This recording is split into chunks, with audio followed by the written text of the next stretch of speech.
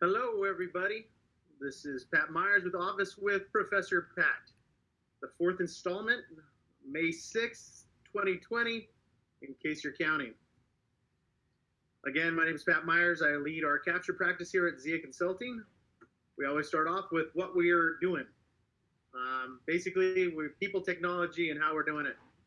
We're trying to share our knowledge. We've been doing capture technologies for a whole bunch of years. And Episoft since their dawn in about 2010. That's specifically what we're talking about, but we also want to talk about other technologies. So if somebody has other technologies to share or want to compare to, always willing to take the Pepsi challenge. And this is informal, so ask questions as they come in. As a matter of fact, let me open my questions menu just so I'm cognizant of that. All right, so what's been going on? First and foremost, I got a new puppy. So this is Miss Daisy. Had her just over a week now. She's a Corgi Jack Russell mix, and she's nocturnal. So that's interesting. All right. So last week's live questions, we're going to start off with that. One of the questions came in: Recostar versus ImageMagick settings for image so those are things like despeckle, deskew. You can do enhancements of the lines and a whole bunch of things. And there's kind of two different mechanisms. There can be more where there are spots in which during the processing you can do image processing. The first one is inside of import. And so import is typically using a combination of Recostar or GoScript along with ImageMagick. So one is used to pull PDFs into a TIFF file, and then ImageMagick is to pull individual TIFF files per page for the processing. So that is at the very beginning of the import. And then there are also options inside of the Recostar project if you're using specifically the Windows version of Episoft Transact, and you can do pre-processing there as well. And so, resource-wise, which is better? So let's first talk about what they are, which we just kind of did. The rule of thumb is that if you want to do something inside of ImageMagick, which is on the import, that's going to have a direct impact of what you're actually exporting as well. Modifications like these, there's some things that you can do as well as to retain it inside of Recostar, and we'll get to that in a second. But retain those changes to the exported file, then that's a good place to do it. The Recostar also has a capability of pre-processing. Some of those things are kept and done inside of Recostar itself, or can be, depending on the flags you set. By default, what happens is that the pre-process is just done for in memory and in logic to be able to modify the image before it does the OCR. So it does things like removing table lines. That's something that you don't want to do for the exported file. So it's not kept. However, it makes it a lot better, so you're not end up with a bunch of dashes and number ones when you have a table. There's other things that you can do in there. So rule of thumb, you can do it in ImageMagick if that's something you want to retain. Do it inside of Recostar if that's pre-processing that you don't want to keep, but you want to optimize the OCR. I don't know which one resource-wise, but my gut feel is that ImageMagick is going to be faster, and that's only essentially the number of applications and the complexity of those applications that are doing those transactions. So when you look at under the hood of Recostar, it's using the number of tools, including things like GoScript, to manipulate that image. If you do it at the beginning, then it's very quick, as if you ever used ImageMagick or GraphicsMagick. That's a very optimal process. So nothing that I've tried to benchmark as of yet. If anybody out there has, love to hear from you.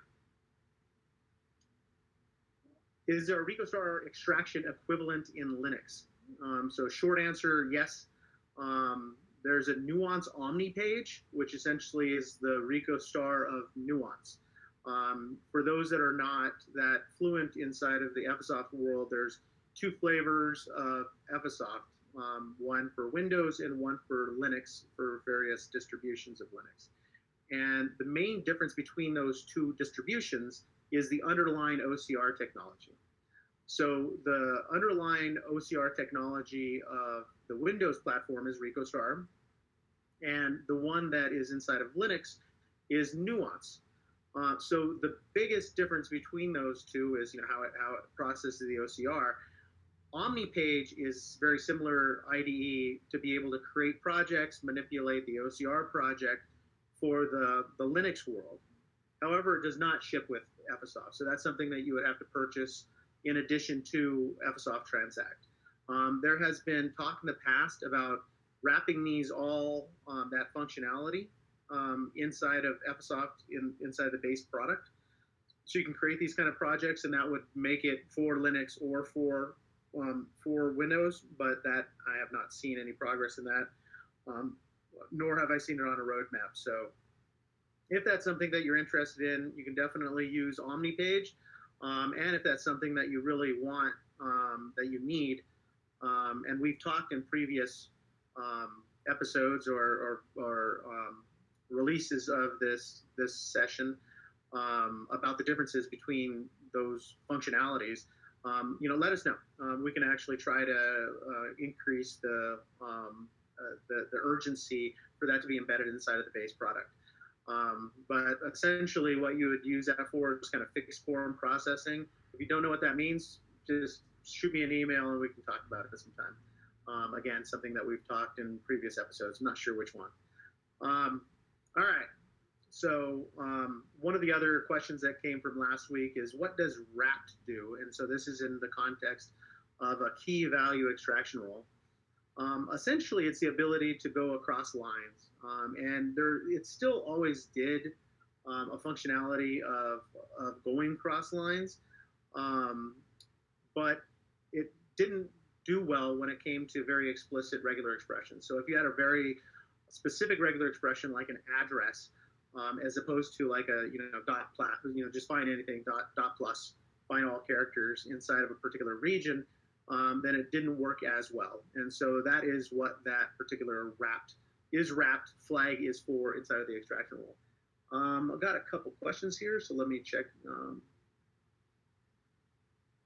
Yes, so that's Recostar Studio. Thank you for that clarification. So Recostar Studio IDE, creating those projects, which Recostar is, of course, the underlying engine. Recostar Studio, the place where the IDE where you can create projects. That is what I'm referring to. So it's Recostar Studio is the same as OmniPage or equivalent to OmniPage.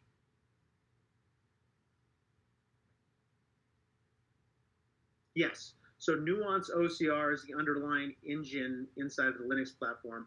Recostar is a product that is Windows only. So when they came out with the Linux version, they had to find that support using a different OEM engine. And so Nuance is Linux, and Windows has Recostar. So it does come, Nuance, the base engine, comes with, there was another question, sorry, on whether or not it's kind of embedded inside of the product.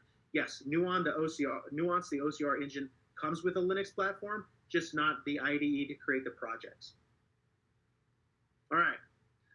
So going back here, just to clarify what we're talking about, that is wrapped on the KV.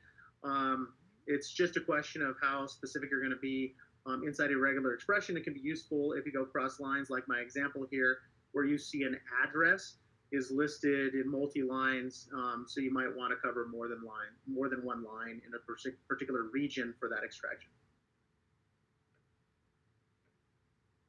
All right, another question from last week. How does confidence scoring work for KV extraction, and what's the relationship with weight assigned? So a confidence is based on the regular expression, so the coverage, and I'll describe that in a moment, times whatever weight that you put on there. So if you had some regular expression for the value, something is like 3 digits, it might find those 3 digits, but it might find it in a 10-digit number, like I show you here. So that would be a 30% confidence rating, because you found it in something, but it was in a larger string of things, if that makes sense. So it depends on the overlap with what you're trying to find, and how it actually is influenced by the string that it found it in. The weight is something that you can put on the particular extraction rule, and it's based between 0 and 1. So essentially, it's always a reduction of the confidence that you're going to have within that particular extraction rule. So if you had something like 0.5 as your weight, and you just had something like dot plus for your extraction value regular expression, that's going to be 100. It's going to be 100 that 100% confident that it's that thing because it found something. Then multiplied by the weight, in this case of 0.5, then it would be a 50% confidence that it was that thing. And note also, there's kind of two confidence when it comes to extraction. The first one is that you're going to have what we just kind of described around the confidence of that extraction. The other one is the OCR confidence. So that's something that's given to you by the OCR engine, and that has, excuse me, let me take a drink. And that has a weighting depending on a whole bunch of things. So it might be, what kind of font is it, and what is it next to in font. So if you had something that was a 20-point font next to a 10-point font, it might not be as confident. Same thing goes with different fonts, how it aligns with the rest of the lines on there. So there's a whole bunch of areas where it deals with the OCR confidence, and of course the fidelity of the image itself. And so if you have a poor fidelity, fourth generation scan fax, and there's a bunch of artifacts inside of there in missing areas, then of course that's going to have a less confidence. We have a question coming in. So what is the weight usually used for? Order, forcing, match versus the other best practices. So short answer is it's used for when you have more than one extraction rule and when you want to actually balance those extraction rules. So you might have something very explicit where you know that 80% of the time that value is to the right of some key. However, sometimes it's below it. But there might be another value that's to the right of it for that other variation of a particular document. And when that occurs, you want that first one with that 80% to be a higher confidence than that one that maybe the value is below it. And so you can use it both for, it's kind of like balancing how you find it. So to make things easy, you want to start creating all your extraction rules, and then you want to base the weights based on the volume of that particular variation that's coming in. Does that answer your question?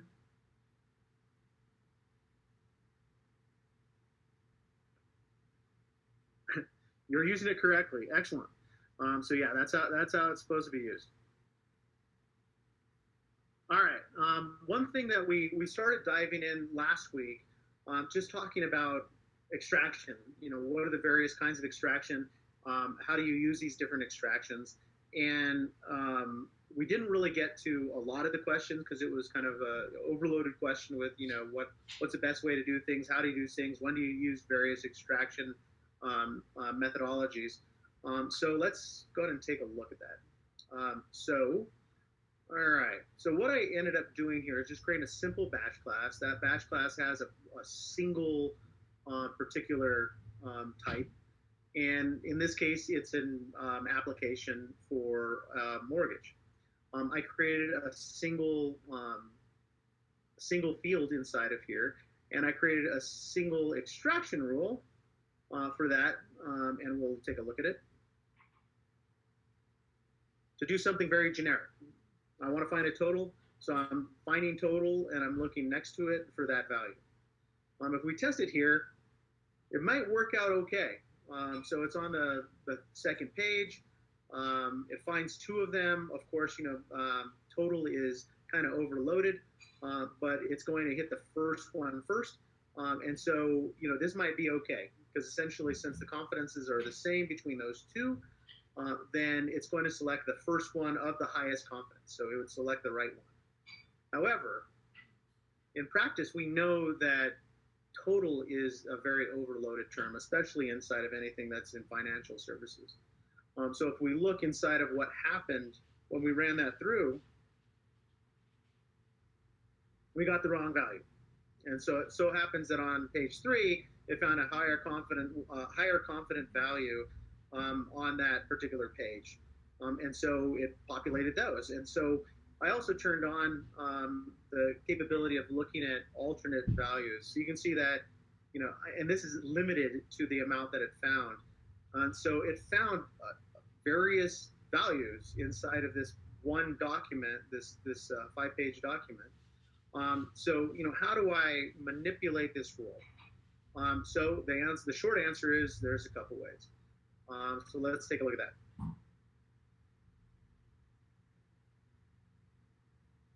So one thing that we could do is we can create some sort of cross-section. And so a cross-section extraction is going to find something kind of above it, something to the right of it, something to the left of it, and then do triangulation to find that particular value. So in this case, we want to look on the second page because that's what we're looking at. And we might want to find a borrower. Yep. And total.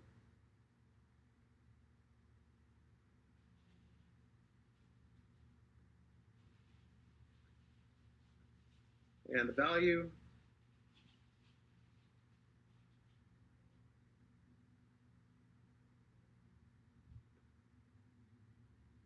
We know that this is an amount. So we're going to select US format amount. And we're going to test that right now. We're not specifying any of the other attributes of this. So we're going to go ahead and validate this rule. We're going to test it. No results found, and I'm not sure why. See, this is what great thing about doing things live. Let's go ahead and look at this OCR data. Let's change it to this, because it might be finding some other value. Oh, so I found a lot of things. So that's troublesome, right? Because it's finding borrower and co-borrower all over the place. One of the values it did find was this particular value, but it turns out that borrower is overloaded just as much as the total is. So, you know, how do we actually go about a different strategy? So we might go back here. And so one of the other strategies, we look here, is that before we're just using total and going to the right of it for that value. And as you saw before, we found several of those different variations inside of this particular document. So let's go ahead and try to create a second rule.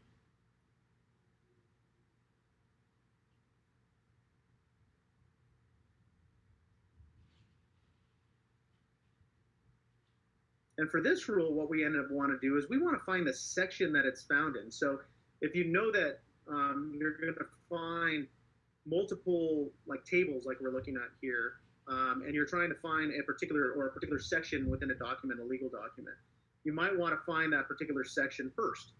And so here I might want to say, okay, I want to find the gross monthly. And then I want to find total. And this is a good strategy just because, well, in this case, we're going to want to find in a huge area. And the reason I'm doing this is because what some people that are dealing with mortgage know is that the application can change depending on who's actually creating that particular version of it. And so it may be that this is much lower than it. It may be that it floats a little bit to the right. So I'm going to give a little bit more of a leeway of where it's looking for this value, but I'm going to look for something very specific. So I'm looking for the total that so happens to be around gross monthly. And so if I look for that, I can validate it. And I found that area. So now I'm going to go back. Oops, save. And what I'm going to do is I'm going to create a new rule.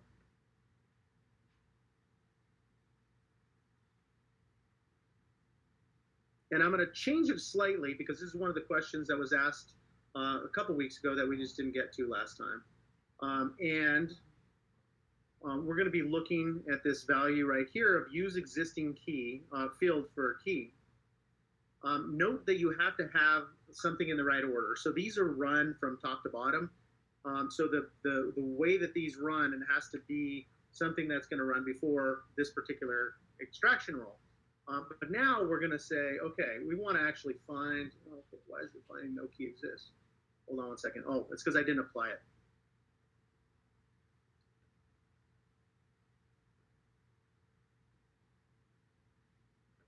I think that should be why it is. Got to save things. And it's still giving me a problem. Oh, never mind. I don't think this is going to help though. So what it should be doing, which it's not, is giving me everything that is prior to that as an extraction rule. Discard.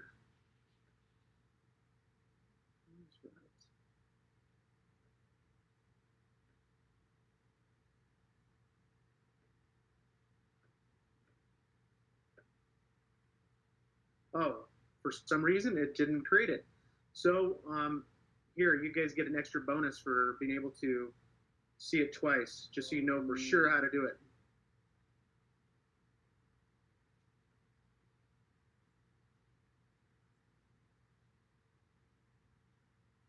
Okay, let's do this one more time.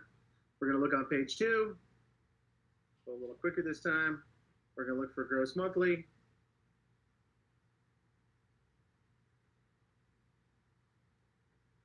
We're going to look for total.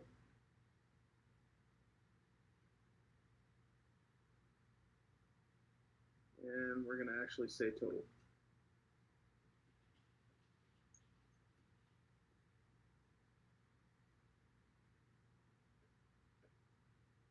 All right, let's apply that, and let's see if we have some better luck this time. Add.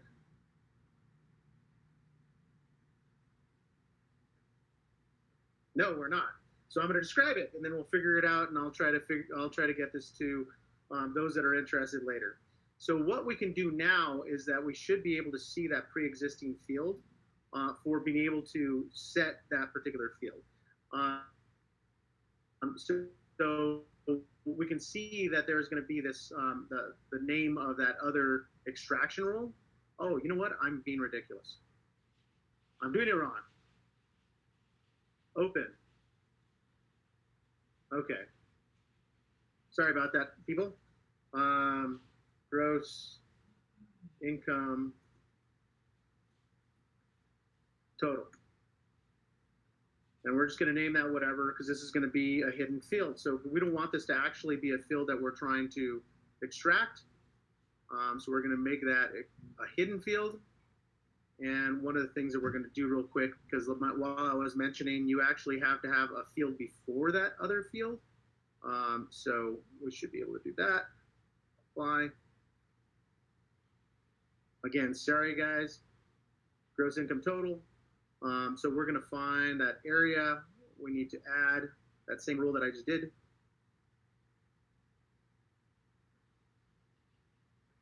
See, this is what happens when you don't actually do it beforehand. You think you're good enough just to do it on the fly. We're going to look on page 2. Again, you're going to be really good at this.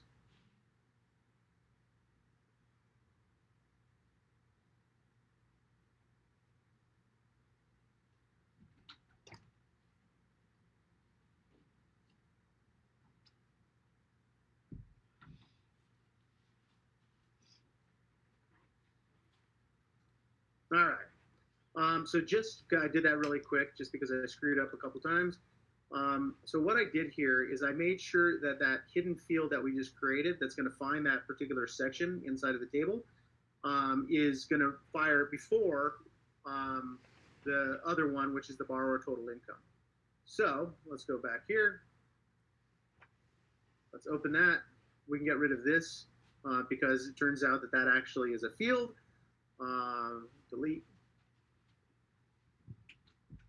add, and now we shall see this, gross income total.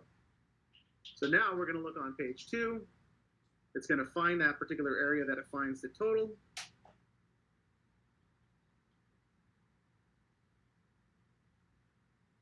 That's going to be where the key is, and it already knows what that key is because it's defined in the other rule. Then we're going to look to the right of it, and we're going to find, well, just go here, makes it easier, and we're going to find an amount, and we say OK. And so now it's going to go through that first extraction rule that's hidden, so nobody's going to see it. It's going to know where that total area is, and now we're basing it off that other anchor rule. Validate key. One other change, find the first one. And there we go.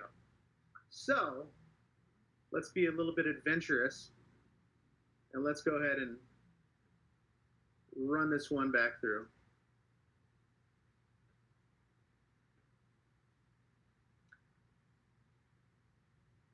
And see if any magic happens and we're a little luckier than the one I was trying to show you how to create that anchor.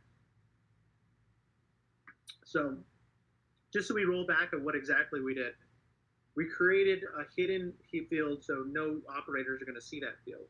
That field is to find a particular section in a document. So we want to hone in on that section of the document to be able to run another extraction rule based on another value. So now we open up this, drum roll please. We have the right value. And so that hidden value doesn't show up. We find that that borrower value is now found. So sorry about the trouble, but we got there eventually. Any questions on that?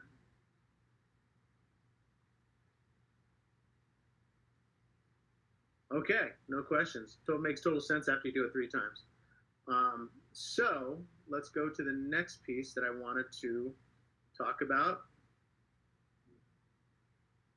Lesser known features. It's a new segment that I think that I'm going to keep on going. There's a lot of stuff, historically that has been created and sometimes underutilized within the FSOF Transact world. And so I thought I would actually talk about some of those things. The first one that I want to talk about is external application integration. And so what you have the capability of doing is inside of the review and the validation screen, be able to bring your own web page, bring your own application into the FSOF Transact. So if you have things like cascading searches that are difficult to do within FSOF Transact itself, complex indexing logic, in some cases, it may be that you have validation inside of an accounts payable application that it can't validate unless that PO exists on the back end. And that sometimes happens. And so operators sometimes have to actually go into the back end payment system and create that PO. So that's something that you can create inside of Transact itself. So, what does that mean? Let's first look at the configuration for that. So what you have is inside of the modules area, inside of the review and the validation module, you have different configurations. And so one of those configurations is turning on this external application integration, which you see that I can do now or have done. And then the second thing is that you can say up to 4 different external application integrations. So that gives you the capability of being able to do a whole lot of stuff to really customize that indexing experience inside of the application. So let's go ahead and take a look at what that means. So inside of this validation screen, you see that I configured that one. And so you can specify the size and where that location is. So it doesn't have to be on the FSOF server itself. It could be going out to another server. What's going on in the back end, and if somebody wants to use this, we can chat about it more, is that essentially you're given access, assuming that the security is set up, to the XML, the batch XML at that given point. For those not that fluid inside of FSoft Transact. The batch XML is the aggregation of all information that's going through the workflow. So it keeps on adding on to itself. So at one point, it might know what the documents are and just like what pages belong to what document. And then you might run extraction rules, and then you might be able to have values inside of those fields. So by the time that you're in validation, that's where you're at. You have documents and you have values inside those fields. You're given access to this XML. You can then manipulate that XML. So you can read it, you can process it, saying, okay, well, here's the PO number in the case, the example that I gave around the PO creation. And so you can add that, and maybe somebody has to type in the vendor or what have you, work on the back end system, and then you can give some values back inside of the XML. And so it might be that a particular approval code is then given inside from that PO system that can be added to the XML that's required for it to go on. And so I didn't do really anything that's interesting. There's a shortcut key. I just created an HTML page. Essentially, this could be anything under the sun that you can envision. Manipulate the XML, and then, of course, have a couple buttons that say like OK or cancel. That would save that, persist that XML, and then you get it back to here. And then you saw that little flash. It would refresh with those new values. So if you persisted new values to different fields or manipulated it in some way, then it would it would materialize inside of this screen. Any questions on that? Oh, no, not right now. Let me get back to you on that, because I think that you're just given the XML location, but as long as you're given the access to that particular FSoft system folder, then you should be able to get to those files as well, if that makes sense. I'd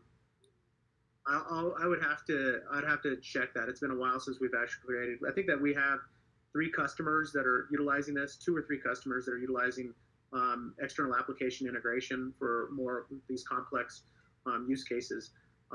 So I think that you could actually access those, since it's given that particular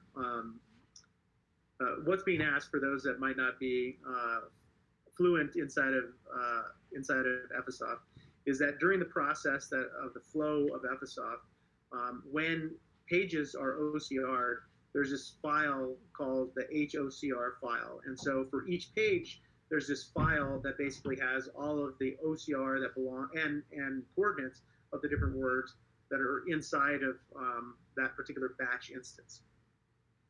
Inside of the batch XML, that references those particular HOCR files.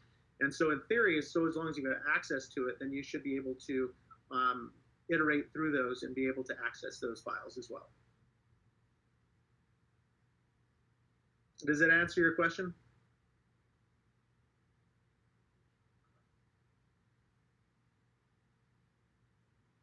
Okay. All righty. All right. That's what I prepared for today.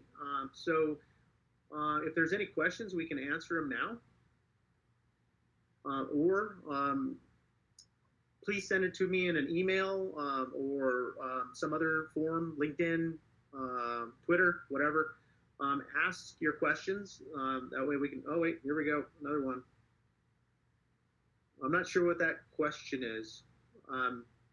Tesseract 4, can you specify? Are you saying that when is that going to be enabled inside of FSoft?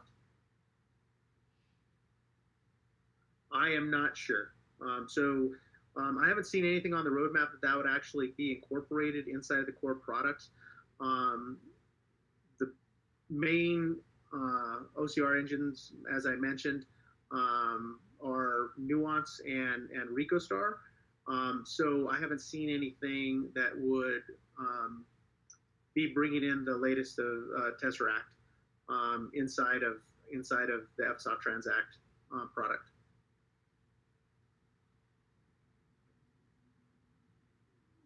Yeah, okay. So he said that he's been doing some tests with it, and it's very, very good. I'm assuming for the OCR results. Yeah, I'll pass that on. I'll actually see if that's something that they're trying to introduce. Um, I may be mistaken, but that might be something that they're more leveraging on the side of uh, the cloud services, um, but I'm not positive of that. Cool. Well, if there's no other questions for today, please keep the questions coming. I know that I still have some on the backlog, so keep them coming, and we'll just keep on having these sessions and going with them. So thanks for attending today. I appreciate it, and have a fantastic day.